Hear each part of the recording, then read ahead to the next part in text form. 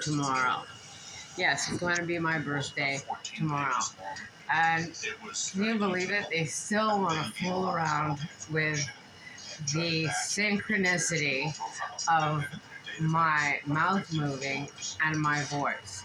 In fact, all my movements are now slow. But I first want to tell you that I've heard that this person, a friend of mine in the past, we'll call him, is and has been posting really bad things about me. And it kind of hurts. But I also would like to tell you, and you have the right to know, when my aha moment was. When I sort of went, oh my goodness. That was the time that he met Isabel, and then he wanted me out of the house, but didn't know how to tell me. So he called the police and said I was, no, that wasn't cut.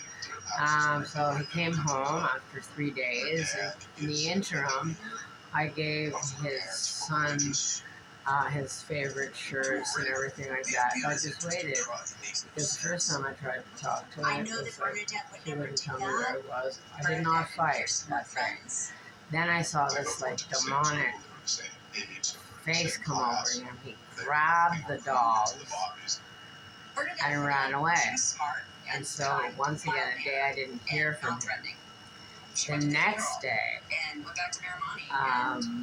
two constables walked through the hole in the door that he left me all alone with, yet he was on alarm and everything when he's there. Yeah, but I'll talk to you a bit, as fast as I can, about the hole in the door. The hole in the door was because he had told them that I was suicidal. The firemen show up, first responders, and say there's no way she's way too alert. I said, how can I? He went missing at one point. He went downstairs to do things that are private to him. And so I was like, listen, he didn't tell me he didn't have his keys. I didn't bolt the door. And furthermore, the bell hasn't worked in at least 3 weeks to a month. I said, go check it yourself, constable. And you know what? It didn't work. No. It did work. It did work. He had turned the bell back on to make me look like I was even more of a fruitcake. Oh my God, I was so shocked. That was like a low blow. But going to the police, crying that I had kicked him in his shin and foot, and he had a witness there. It was very believable. I was picked up and thrown into 20, and then Bordeaux. I was not asked any questions, including, did you kick him? Was there an act of violence? No. So we get back together, and then he writes an affidavit, which is more like the truth. Kim is the most gentle person I've ever met in my life. She's simply incapable of violence. So we have two opposite stories. But wait, the first story also said Kim has become increasingly violent over time. So a lot was in this. You know, he even got a restraining order as if he was scared of me. Oh, once did I go to his house, and I respect, you know. Anyway, no, there was once, and that was towards the end, and he knew he was going to get the affidavit. So that's really how it started.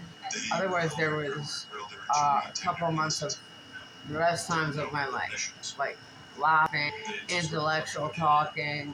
Our love life was great. Everything was wonderful.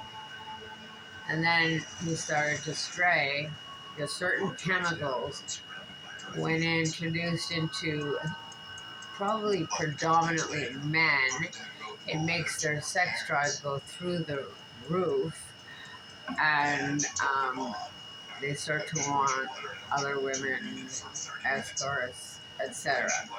So I'm not saying Isabel was an escort or either one, but I know she was there Well, I was at home thinking, what just went on? I mean, I'm still in love with this man. We didn't really have a fight, save him not coming home for 3 or 4 days. Um, wow.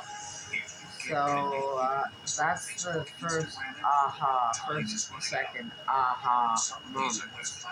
I might as well, while I'm on a roll, go for another time with the police. I mean, there was many, many, many times. But one of these times, he goes, "Oh, come on, honey, let's go walk the dog." I said, "Sure." So I went out. He goes, "Oh, you look so cold, man. Why don't you go wait between the doors?" I said, "You sure?" He said, "Yeah." I said, "Oh, thank you. I really am free."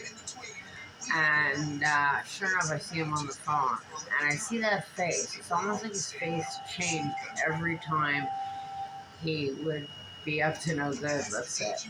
So I went running out. I go, "Who are you on the phone with? Who are you on the phone with?" And he's like, "Police, come quickly. She's crazy. She's crazy." So then they came, and the whole thing happened again. So that was another time that was like, oh my goodness, have you ever heard of just asking me to leave the house? He knew I was paying rent for my son in my old apartment. He knew there was plenty of room, you know, but somebody did give the keys away, and somebody was coming in, ransacking and stealing all they could sell. And I had no idea of this. Anyways, that's it. Kibits and Bits. Kimberly Ann Ryan Solomon. Please, it will be my birthday tomorrow. I can't take another year of this. It's going on 9 years. So please, it'll be 9 years like tomorrow that I've been suffering cyberbullying, bullying on the streets for lies. It's a web of lies. None of this is true. So, anyways, Kibits and Bits, Kimberly Ann, Ryan Solomon. Please stay tuned. Thank you. Bye bye.